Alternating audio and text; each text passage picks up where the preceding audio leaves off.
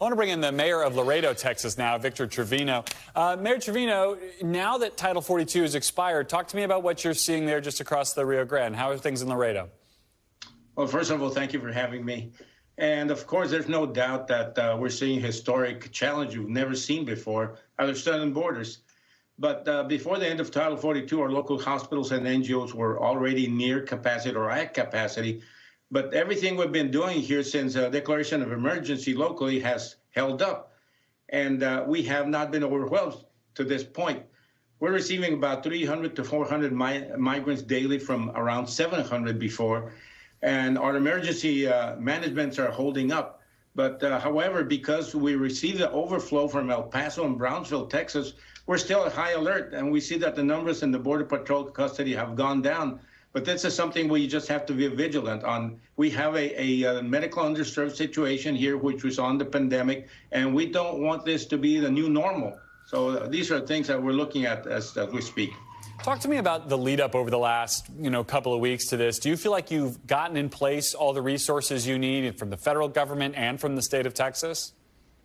That's the reason for the declaration of disaster, because we're able to activate these resources. We're able to activate whatever we need to do locally, shelters, the buses, and the NGOs.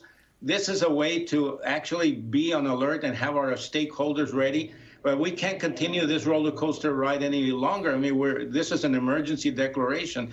We have to be cognizant that we're underserved and we only have a certain amount of resources here. This is what I think it's an American problem. It's not a local problem. We have to do local things for a federal problem. So this is where we're at right now. Well, to that end, I mean, you are on the front line of this. If you're talking to the White House, if you're talking to the administration, what do you need from the rest of the country? What are you asking the White House for to help you address this problem where you live?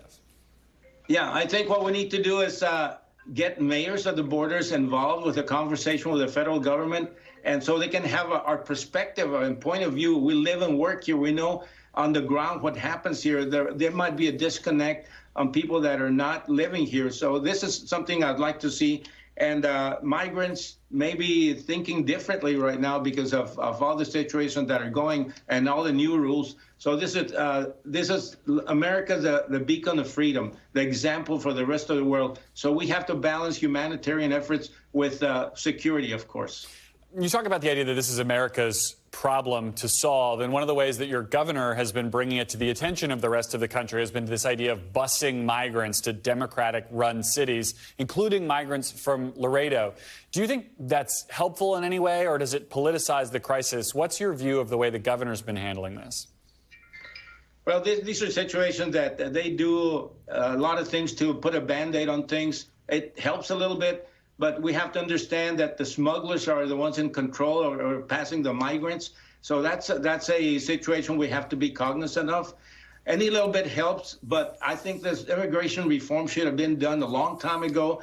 And this is the evidence of what happens if no reform was done in many years before, many decades. What do you make of the changes that the Biden administration's put in place just within the last week or so? I don't know if you heard what Julia was just talking about, but some of the ideas about changing, enforcement further south and changing the ways that the CBP moves people around. Are these changes that could have been helpful earlier? Do you think they can hold if the numbers pick up again sometime in the near future? Yeah, well, these things that they have done do help. But like I said, these are things acting reactively. We should have done this a long time ago proactively. But definitely that might be contributing to the decrease in the migrants we're seeing. How do you handle the balancing act that you have to have between, enforcing the law, protecting your city, and also trying to have a humanitarian response to the people who are showing up on Laredo's doorstep? It is both a legal challenge and a humanitarian crisis. It is difficult. So prevention, for me, I'm a medical doctor, is number one. I try to prevent things before they happen. So I always push that prevention issue because then we'll be acting after the fact, and that complicates matters. So I think all these prevention measures can be done before we see the situation get worse. And last question, I think, what are you seeing, across the river in Mexico? What are you watching for to try to determine whether this, kind of cutback that we've seen over the last few days is going to hold, or whether you need to be bracing for big numbers again?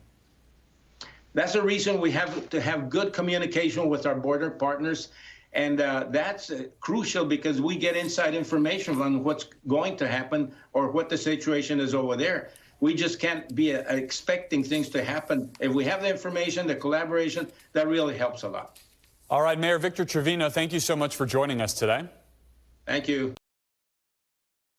Thanks for watching our YouTube channel. Follow today's top stories and breaking news by downloading the NBC News app.